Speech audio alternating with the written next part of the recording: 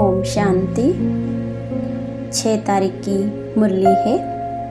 बाबा बोले, मीठे बच्चे, इस जन्म के पापों से हल्का होने के लिए बाप को सच सच सुनाओ और पिछले जन्मों के विकर्मों को योग अग्नि से समाप्त करो।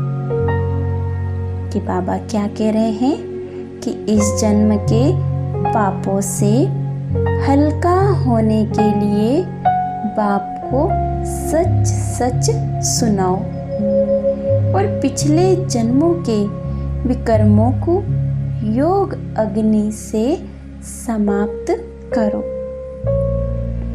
प्रश्न है, खुदाई खिदमतकार बनने के लिए कौन सी एक चिंता चाहिए? कि बाबा पूछ रहे हैं कि खुदाई खिदमतगार बनने के लिए कौन सी एक चिंता चाहिए? तो बाबा ने उत्तर में कहा, हमें याद की यात्रा में रहकर पावन जरूर बनना है। पावन बनने का फुरना चाहिए, यही मुख्य सब्जेक्ट है। जो बच्चे पावन बनते हैं वही बाप के खिदमतगार बन सकते हैं। बाप अकेला क्या करेगा? इसलिए बच्चों को श्रीमत पर अपने ही योग बल से विश्व को पावन बनाकर पावन राजधानी बनानी है। पहले स्वयं को पावन बनाना है। कि बाबा कह रहे हैं कि बाबा की श्रीमत से अपने ही योग बल से विश्व को पावन बनाकर पावन राजधानी बनानी है। पहले स्वयं को पावन बनाना है, फिर दूसरों को। ओम शांति। यह तो जरूर बच्चे समझते हैं कि हम बाबा के पास जाते हैं रिफ्रेश होने के लिए। वहाँ सेंटर्स पर जब जाते हैं तो ऐसे नहीं समझ सकते।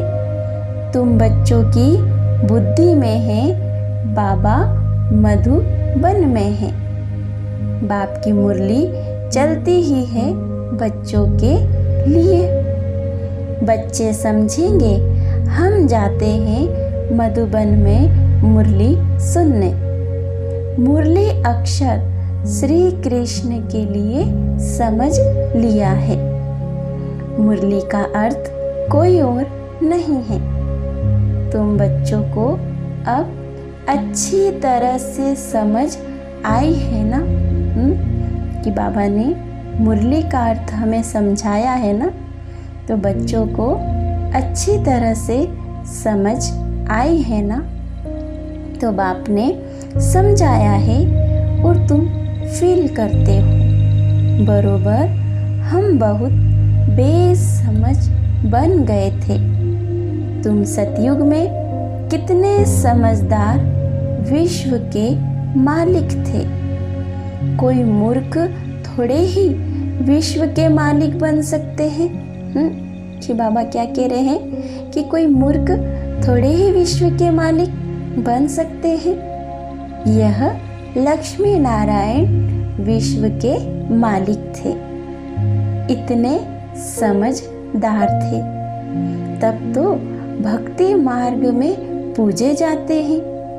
जड़ चित्र कुछ बोल तो नहीं सकते। शिव बाबा की पूजा करते हैं, वह कुछ बोलते हैं क्या? शिव बाबा एक ही बार आकर बोलते हैं। पूजा करने वालों को भी पता नहीं है कि यह ज्ञान सुनाने वाला बाप है। श्री कृष्ण के लिए समझते हैं कि उसने मुरली बजाई। जिसकी पूजा करते उनके ऑक्यूपेशन को बिल्कुल नहीं जानते, तो यह पूजा आदि निष्फल ही हो जाएगी।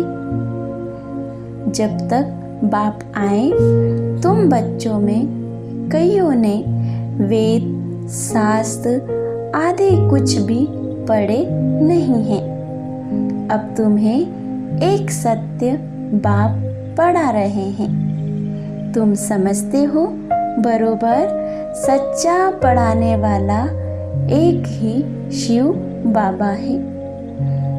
बाप को ही कहा जाता है सत्य। नर से नारायण बनने की सच्ची कथा सुनाते हैं। कौन सुनाते हैं? शिव बाबा। अर्थ तो ठीक है, सत्य बाप आते हैं। अब नर से नारायण बनना है तो जरूर सतयुग स्थापन करेंगे ना। तो पुरानी दुनिया कलयुग थोड़े ही बनेगी। कथा सुनने समय यह कोई की बुद्धि में नहीं होता है कि हम नर से नारायण बनेंगे। अभी तुमको नर से नारायण बनने का राजयोग सिखलाते हैं। कौन सिखलाते हैं? शिव बाबा। यह भी कोई नई बात नहीं है। बाप कहते हैं मैं कल्प कल्प आकर समझाता हूँ। युगे युगे कैसे आऊँगा? बाबा ने स्पष्ट शब्दों में समझाया है कि मैं कल्प कल्प आकर समझाता हूँ। युगे युगे कैसे आऊँगा? ब्रह्मा का चित्र दिखाकर तुम समझा सकते हो। यह रथ है, यह है बहुत जन्मों के अंत का जन्म। तो कौन सा जन्म हुआ? अभी पतित। अब यह भी पावन बनते हैं। कौन बनते हैं? शिव बाबा का रथ, जिनका नाम क्या है? ब्रह्मा बाबा। तो वो बहुत जन्मों के अंत के जन्म में क्या बने थे? पतित। और अब यह भी पावन बनते हैं। किसकी याद से? शिव बाबा की याद से। हम भी बनते हैं। सिवाय योग बल के कोई पावन बन नहीं सकता। कि याद रहे कि योग बल के सिवाय कोई भी पावन बन नहीं सकता। विकर्म विनाश हो ना सके। पानी में स्नान करने से कोई पावन नहीं बनते। कि बाबा कहते ना कि गंगा में जाते हैं, स्नान करते हैं, तो स्नान करने से पावन बन जाएंगे? नहीं बनेंगे ना। कहते हैं शरीर को तो धुला के ले आए, मन को कौन साफ करेगा?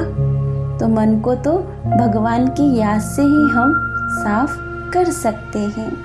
तो कोई भी गंगा नहाने से कोई भी आत्मा पावन नहीं बनती। यह है योग अग्नि। पानी होता है आग को बुझाने वाला, आग होती है जलाने वाली। तो पानी कोई आग तो नहीं है जिससे विकर्म विनाश हो। सबसे ज्यादा गुरु आदि इसने किए हैं। शास्त्र भी बहुत पढ़े हैं। किसने किए हैं? ब्रह्मा बाबा ने। इस जन्म में जैसे पंडित था, लेकिन उससे फायदा तो कुछ भी नहीं हुआ। पुण्य आत्मा तो बनते ही नहीं, पाप ही करते आए हैं। बाप ने समझाया है, जो अपने को बच्चे समझते हैं तो इस जन्म में जो पाप आदि किए हैं, जबकि सम्मुख बाप आया है तो पाप कर्म बता देने चाहिए। तो क्या हो जाएगा? सब कुछ अगर हम भगवान को बता देंगे तो क्या हो जाएगा? तो हल्का हो जाएगा। इस जन्म में हल्के हो जाएंगे। फिर पुरुषार्थ करना है। जन्म जन्मांतर के पाप कर्म का बोझा जो सिर पर है उसे क्या करना है? उतारना है। कैसे उतरेगा? बाबा की याद से। बाप योग की बात समझाते ही योग से ही विकर्म विनाश होंगे। यह बातें तुम अभी सुनते हो। सतयुग में यह बातें कोई सुना ना सके। कि क्या कह रहे बाबा? कि यह बातें तुम अभी इस संगम युग पर सुनते हो। सतयुग में यह बातें कोई सुना ना सके। यह सारा ड्रामा बना हुआ है। सेकेंड बाय सेकेंड यह सारा ड्रामा फिरता ही रहता है। एक सेकेंड ना मिले दूसरे से। सेकेंड बाय सेकेंड आयु भी कम होती जाती है। अभी तुम आयु को कम होने से ब्रेक देते हो और योग से आयु को बढ़ाते हो। अब तुम बच्चों को अपनी आयु को बड़ा बनाना है योग बल से। योग के लिए बाबा बहुत जोर देते हैं, परंतु कई समझते ही नहीं हैं। अब तुम बच्चों को बाबा कहते हैं बाबा हम भूल जाते हैं। तब बाबा कहते हैं योग कोई और बात नहीं, यह है याद की यात्रा। बाप को याद करते करते पाप कटते जाएंगे। अंत मति सो गति हो जाएगी। इस पर एक मिसाल भी देते हैं। कोई ने किसी को कहा तुम भैंस हो, तो बस वह समझने लगा कि मैं तो भैंस हूँ। बोला इस दरवाजे से निकलो, तो बोला मैं भैंस हूँ। कैसे निकलूं? सचमुच जैसे भैंस बन गया। यह एक मिसाल बेट बनाया है, बाकी कोई ऐसा है नहीं। यह कोई यथार्थ मिसाल नहीं है। हमेशा रियल बात पर मिसाल दिया जाता है।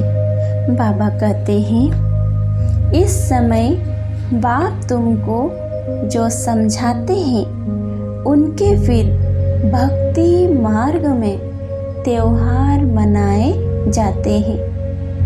कितने मेले मला खड़े आदि होते हैं।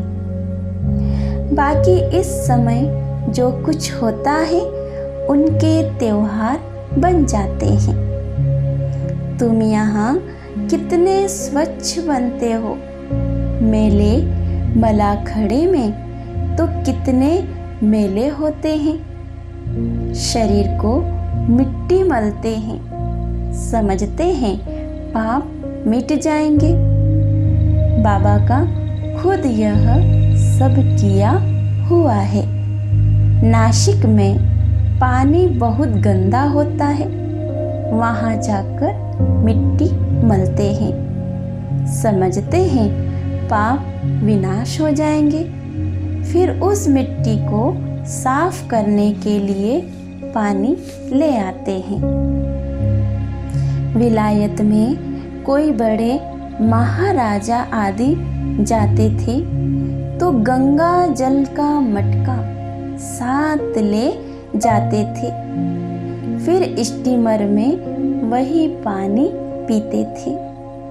आगे एरोप्लेन, मोटर आदि थे नहीं। 150 वर्षों में क्या क्या बन गया है। सतयुग आदि में यह साइंस आदि काम में आती है। वहाँ तो महल आदि बनाने करने में देरी नहीं लगती। अभी तुम्हारी बुद्धि पारस बुद्धि बनती है तो सब काम सहज कर लेती है। जैसे यहाँ मिट्टी की ईंटें बनती है और वहाँ सोने की होती है। कहाँ पर सोने की होती है? सतयुग में। इस पर माया मच्छंदर का खेल भी दिखाते हैं। यह तो उन्होंने नाटक बेट बनाए हैं दिखाने के लिए। बरोबर स्वर्ग में सोने की ईंटें हैं। उसको कहा ही जाता है गोल्डन एज। नाम ही क्या है? Golden age. तो वहाँ हर चीज कैसी होगी? सुंदर, फर्स्ट क्लास होगी। इसको कहा जाता है आयरन एज। स्वर्ग को तो सभी याद करते हैं। चित्र भी उन्हों के कायम है। कहते भी हैं आदि सनातन धर्म, फिर हिंदू धर्म कह देते हैं। देवता के बदले हिंदू कह देते। क्यों? क्योंकि विकारी है तो देवता कैसे कहें? तुम कहाँ भी जाते हो तो यह समझाते हो, क्योंकि तुम हो मैसेंजर और पैगंबर। क्या करने के लिए आए हो? बाप का परिचय देने के लिए। बाप का परिचय हर एक को देना है। कोई झट समझेंगे कि बरोबर तुम ठीक कहते हो, दो बाप बरोबर है। कोई कह देंगे परमात्मा तो सर्वव्यापी है। तुम समझते हो एक से हद का वर्षा मिलता है। पारलौकिक बाप से बेहद का वर्षा मिलता है। कितने जन्म के लिए? 21 जन्म के लिए। यह ज्ञान भी अभी है। वहाँ यह ज्ञान नहीं रहता। संगम पर ही वर्षा मिलता है, जो फिर 21 पीढ़ी जन्म बाय जन्म तुम राज्य करते हो। तुम सारे विश्व के मालिक बनते हो। यह तुमको अभी मालूम पड़ा है कि हमें विश्व का पिता मिल गया है, तो हम क्या बन गए हैं? विश्व के मालिक। यह अभी हम बच्चों को मालूम पड़ा है। जो पक्के निश्चय बुद्धि है उनको कोई संशय उठाने की बात ही नहीं। बेहद के बाप से बेहद का वर्षा मिलता है। शिव बाबा आएंगे तो जरूर कुछ वर्षा देते होंगे। इसलिए बाबा कहते हैं यह बीज बहुत अच्छा है, इसे सदा लगाकर रखना। घर घर में मैसेज देना है, फिर कोई माने या न माने। क्या करना है?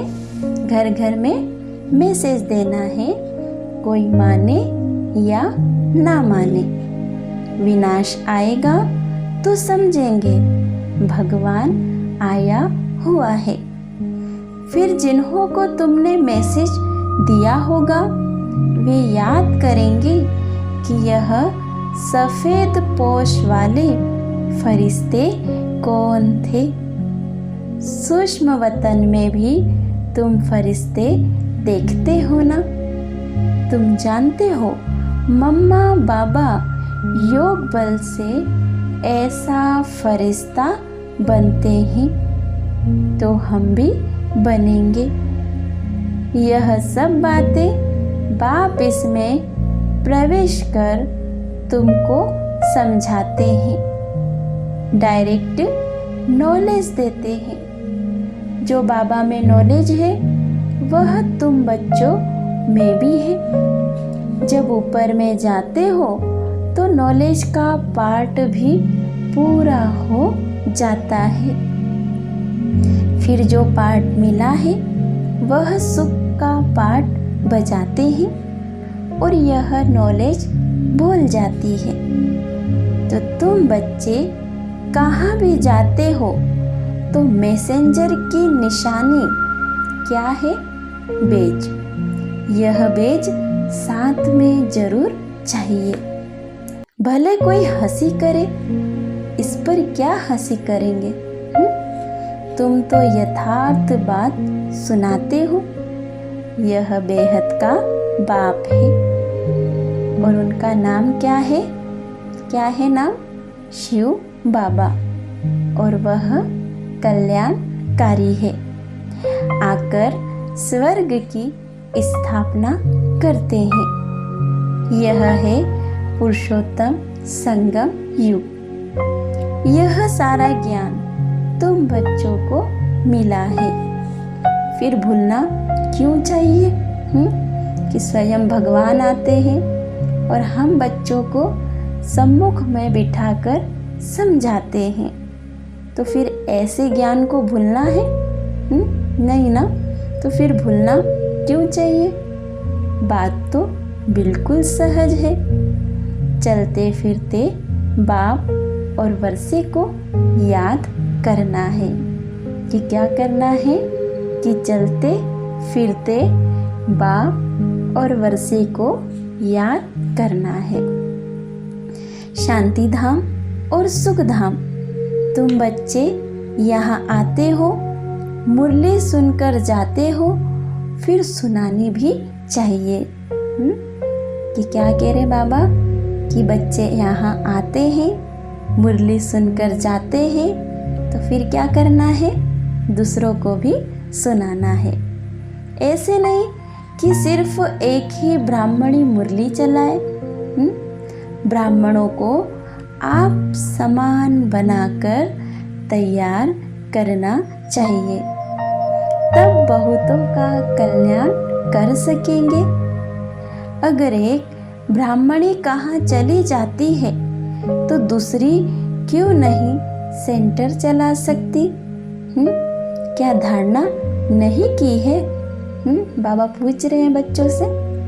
तो स्टूडेंट को पढ़ने और पढ़ाने का शौक चाहिए कि हम कौन से स्टूडेंट है? गॉडली स्टूडेंट है। तो हमें क्या रहना चाहिए? शौक रहना चाहिए पढ़ने और पढ़ाने का।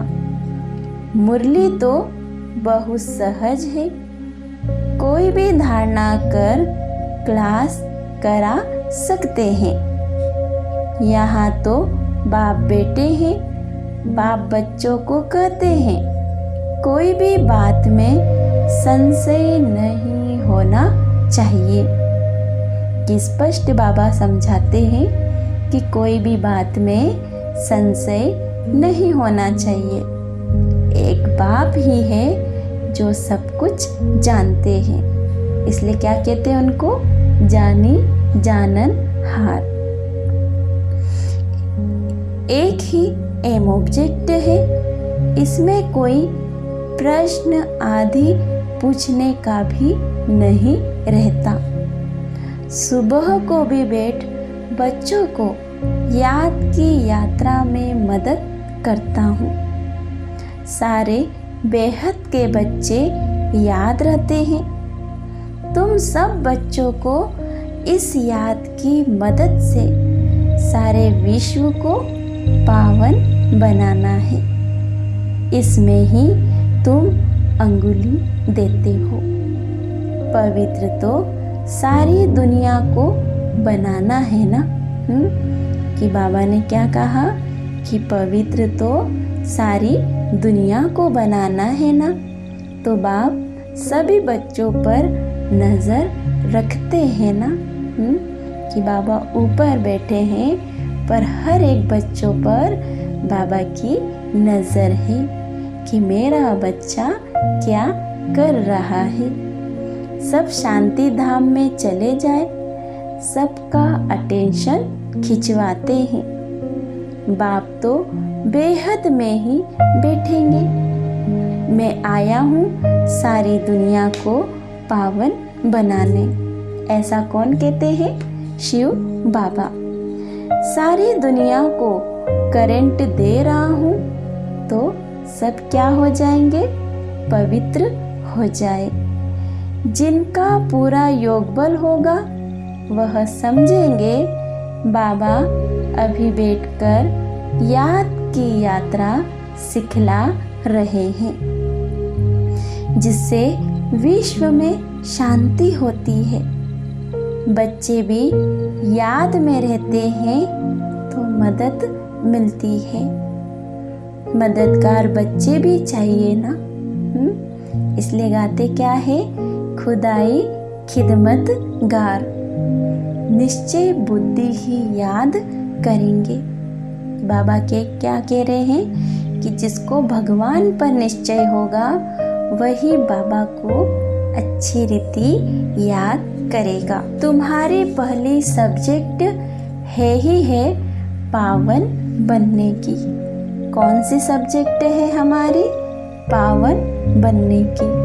तो बाबा कहते हैं हमारी सब्जेक्ट है ही कौन सी? पावन बनने की। गोया तुम बच्चे निमित्त बनते हो बाप के साथ। बाप को बुलाते ही है पतित पावन आओ। अब वह अकेला क्या करेगा? खिदमतगार चाहिए ना। तो तुम जानते हो हम विश्व को पवित्र बनाकर फिर सारे विश्व पर राज्य करेंगे। बुद्धि में जब ऐसा निश्चय होगा तब नशा चढ़ेगा। तुम बच्चे जानते हो हम बाप की श्रीमत से अपने योग बल से अपने लिए राजधानी स्थापन कर रहे हो। यह नशा चढ़ना चाहिए। यह है रूहानी बात। बच्चे समझते हैं हर कल्प बाबा इस रूहानी बल से हमको विश्व का मालिक बनाते हैं। क्या बनाते हैं?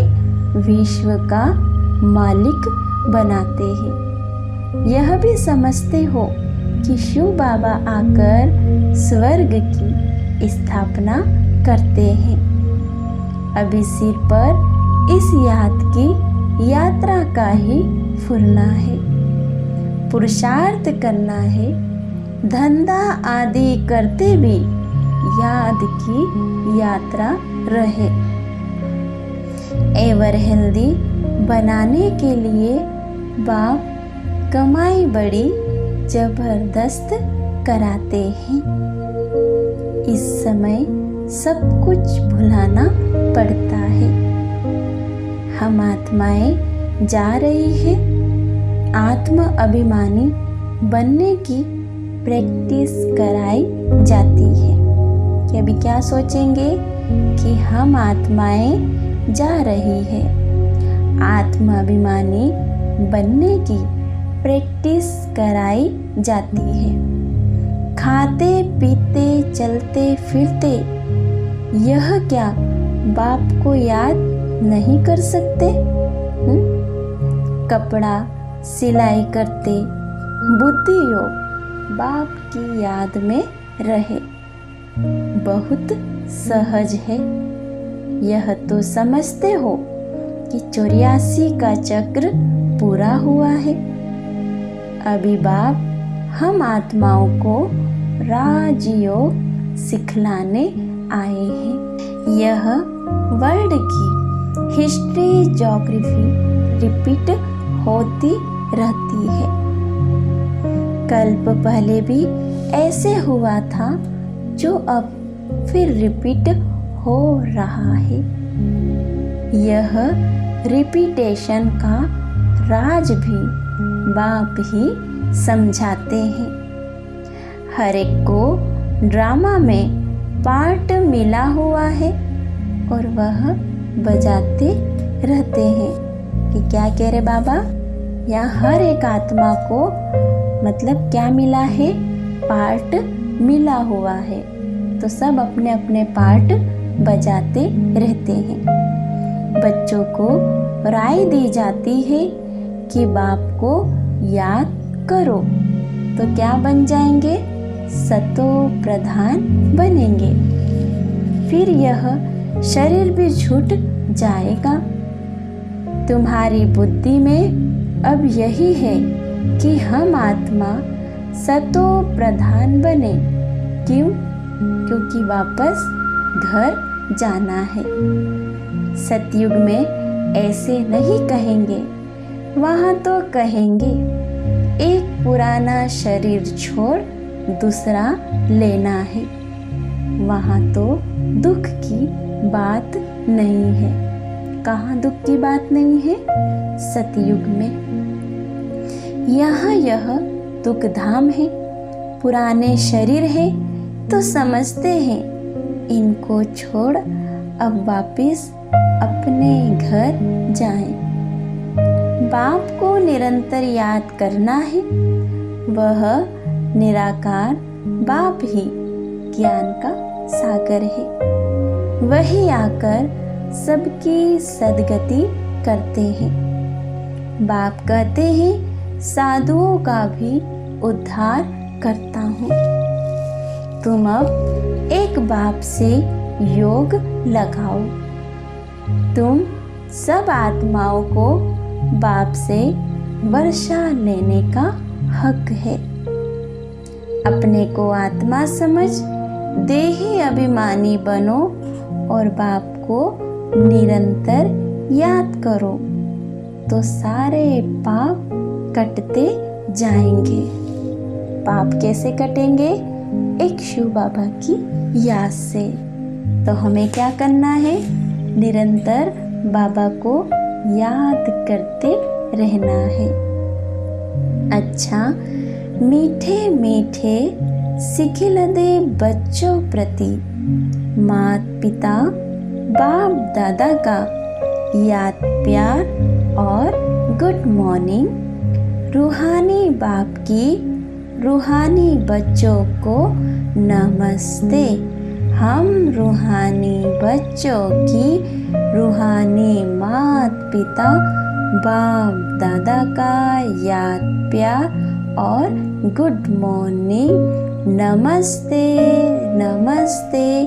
शुक्रिया बाबा, शुक्रिया। तो धारणा के लिए मुख्य सार है पहला, मुरली सुनकर फिर सुनानी है। पढ़ने के साथ साथ पढ़ाना भी है। कि बाबा क्या कह रहे हैं कि मुरली सुनकर फिर औरों को सुनानी है। पढ़ने के साथ साथ पढ़ाना भी है। कल्याणकारी बनना है। जैसा हमारा बाबा कल्याणकारी है, वैसे हम बच्चों को भी कल्याणकारी बनना है। बेज मैसेंजर की निशानी है, यह सदा लगाकर रखना है।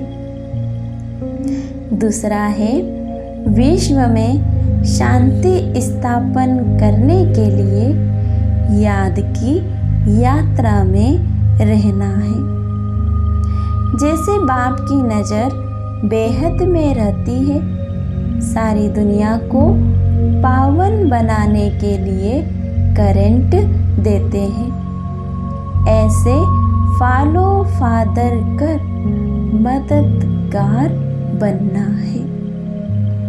वरदान है कर्म और योग के बैलेंस द्वारा कर्मातीत स्थिति का अनुभव करने वाले कर्म बंधन मुक्त भाव।